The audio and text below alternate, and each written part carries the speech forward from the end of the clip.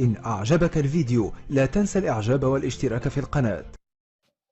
السلام عليكم ورحمة الله.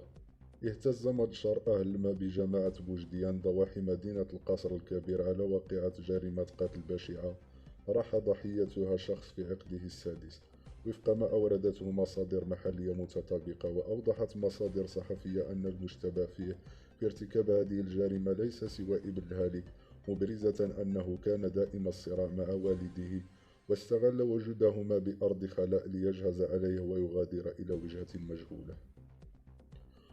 واستنفرت الواقعة مصادر الدرك الملكي بقيادة الطفل التي حلت بمكان الحادث من أجل جمع المعطيات والمعلومات والدلائل والقرائن التي ستفيد في التحقيق، قبل أن تعمد إلى توقيف المشتبه فيه بالسوق الأسبوعي وتعمل على اقتياده قصد الاستماع إليه في محاضر رسمية. وقد جرى وضع المشتبه فيه تحت تدبير الحراسة النظرية من أجل البحث الأولي معه حول ظروف وملابسات الجريمة بالموازاة مع توجيه جثة الهالك إلى مستودع الأموات بطنجة.